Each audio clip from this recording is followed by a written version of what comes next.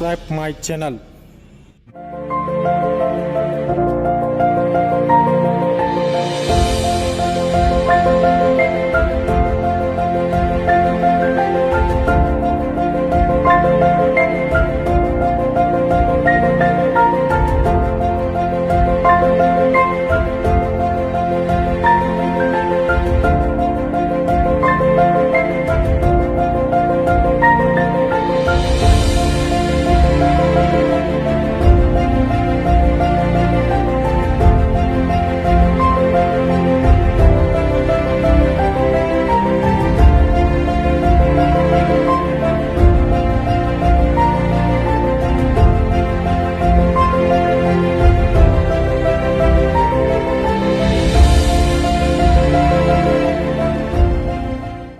आज मैं हारिस का बीदर में शाहीन में दिल की गहराइयों के साथ इस्तकबाल करता हूं और हारिस को, नईम साहब को, इनकी तमाम फैमिली को, तमाम शहरियान बीदर को जो आज मसरत में झूम रहे हैं, पूरे इंडिया में बीदर का नाम रोशन करे हैं, मैं सबको दिल की गहराइयों के साथ पुरखुलूस मुबारकबाद पेश करता हूं।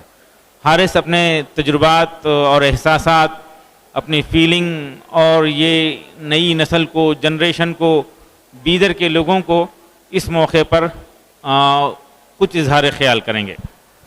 इस बार सिविल सर्विसेज एग्ज़ाम में मुझे 270 रैंक आया है और मैं एज एन IAS ऑफिसर इस बार ट्रेनिंग ज्वाइन करूँगा इंशाल्लाह।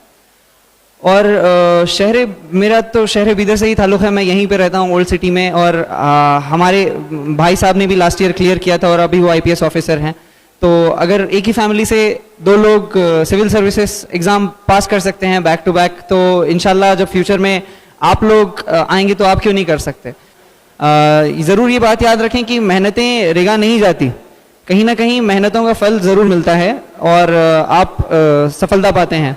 और मेरा आपसे ये कहना था, एक शेर है कि कुछ लोग सोचते हैं लक की बात है, तकदीर की बात है, तो मैं आपको कहना चाहता हूँ कि ना करो आप तकदीर की परवाह, अपना मुकद्दर आजमाते जाओ। ना करो आप तकदीर की परवाह, अपना मुकद्दर आजमाते जाओ। खुद ब खुद मिलेगी मंजिल, तू आगे कदम बढ़ाता जा।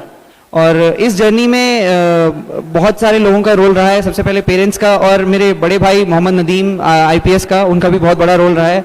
और स्पेशली खदीर सर का भी रोल रहा है, उन्होंने मुझे मोटिवेट किया इस एग्ज़ाम के लिए। और मेरे बड़े भाई का जो फाउंडेशन कोर्स शुरू हुआ था सिविल सर्विसेज या IAS के लिए, वो शाहीन से ही शुरू हुआ था। तो डेफिनेटली यहाँ पे भी फाउंडेशन स्टेपिंग स्टोन्स के तौर पे बहुत अहम रोल रहा है गाइडेंस और मोटिवेशन में। और IAS की प्रिपरेशन के बारे में भी मैं कुछ बताना चाहूँगा कि आप जो बेसिक NCERTs पढ़ते हैं, जब हाई स्कूल में ही होते हैं, बेसिक NCERTs ही तवज्जो से पढ़ें और समझ के पढ़ें तो बहुत फ़ायदा होगा। क्योंकि आगे जो पढ़ना होता है, सिलेबस जो आता है जनरल स्टडीज़ का, तो वो NCERTs से ही होता है। तो अगर आप बचपन में हाई स्कूल ही की पढ़ाई अच्छे से करें तो आपको आगे ज़्यादा दिक्कत नहीं होती। तो अगर आप IAS की तरफ रुझान बनाते हैं तो 11th 12th या आपकी जो भी डिग्री आप कर रहे हैं, BA की या BCom की, जो भी है, आप इसमें ही सोच सकते हैं, पढ़ाई का इरादा कर सकते हैं कि मुझे IAS का एग्ज़ाम देना है। और जब फाइनल ईयर डिग्री का आपका होगा तब आप एग्ज़ाम लिख के सीधे अफसर बन सकते हैं, 1 या 2 अटेम्प्ट में तुरंत बन सकते हैं। कुछ लोगों को क्योंकि राइट गाइडेंस और राइट कोचिंग नहीं मिलता, उनको अवेयरनेस ही नहीं होती कि कोई ऐसा एग्ज़ाम है, तो उनको सालों लग जाते हैं। बट मेरे पास राइट गाइडेंस था, बहुत सारे फ्रेंड्स और फैमिली का सपोर्ट था, खासकर से मेरे भाई का, और खदीर सर ने भी मुझे मोटिवेट किया था इस एग्ज़ाम के लिए। तो अलग अलग लोगों का मोटिवेशन था, गाइडेंस था। तो जब गाइडेंस मिल जाता है तो जर्नी बहुत आसान हो जाती है। तो अगर आपको सिविल सर्विसेज या IAS IPS का अगर बनने का इच्छा या इरादा है तो आप 11th 12th से इसके ऊपर माइंडसेट बना सकते हैं। और ये IAS जो बनते हैं, हम ये नहीं कि गाड़ी मिल जाएगी लाल बत्ती वाली, बंगला मिल जाएगा। हम IAS का फुल फॉर्म होता है इंडियन एडमिनिस्ट्रेटिव सर्विस। लास्ट में सर्विस इसलिए लिखा गया है, सर्विस का मतलब होता है सेवा करना, खिदमत करना। तो हमारा मकसद IAS बनने का भी यही होना चाहिए, कोई भी डॉक्टर बनने का भी यही होना चाहिए कि आप समाज की खिदमत करें, सेवा करें। अपने आप से ज़्यादा सोचें कि फैमिली के अलावा भी मैं सोसाइटी को, नेशन को कैसे कंट्रीब्यूट कर सकता हूँ। तो ये आप मुस्बत या पॉजिटिव सोच अपने अंदर रखें तो आप ज़रूर कामयाब होंगे कोई भी चीज़ में। और दूसरी बात ये जो भी आप टास्क, जो भी आप फील्ड परसू कर रहे हैं, चाहे जर्नलिज्म हो, डॉक्टर हो, नीट हो, या सीईटी हो, आईआईटी जेई हो, आप उसमें भी एक्सेल कीजिए अपने आप को। ऐसा नहीं कि बस आप रट के एग्जाम पास कर रहे हैं, रटने से कुछ नहीं होता, आपको समझ के पढ़ना चाहिए, तभी आप कॉम्पिटिटिव एग्जाम्स क्रैक कर सकते हैं। तो मेरा यही मैसेज था एग्जाम्स के ताल्लुक से कि आप अपना रुझान बनाएं इन कॉम्पिटिटिव एग्जाम्स के ताल्लुक से। अगर दो भाई एक घर से बैक टू बैक कर सकते हैं, तो वो भी बीदर से, जिसको बैकवर्ड समझा जाता था एजुकेशन में, मेरे हिसाब से टाइम्स बदल रहे हैं, और ये आप जैसे यंगस्टर्स की जिम्मेदारी है कि टाइम्स को बदलें और हिस्ट्री को बदलें।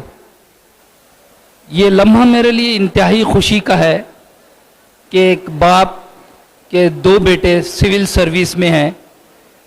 मोहम्मद हारिस सुमैर के बड़े भाई मोहम्मद नदीमुद्दीन, वो आईपीएस हैं। गुज़िश्ता साल इसी शाहीन कैंपस में डॉक्टर अब्दुल खदीर साहब ने एक बड़ा ऑनर उनके लिए पेश किया था।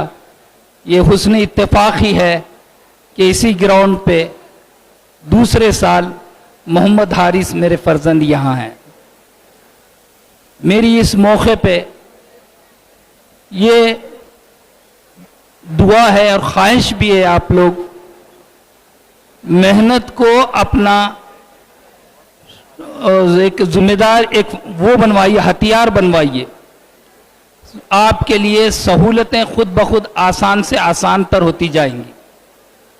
आज शाहीन कैंपस में मेडिकल की कोचिंग के अलावा आईएएस आईपीएस की तैयारी के लिए भी सेंटर है, बट आज ये मेरे दोनों लड़के इस पोजीशन पे पहुंचे हैं, कहीं ना कहीं डॉक्टर अब्दुल खदीर साहब का इसमें इंपॉर्टेंट रोल रहा।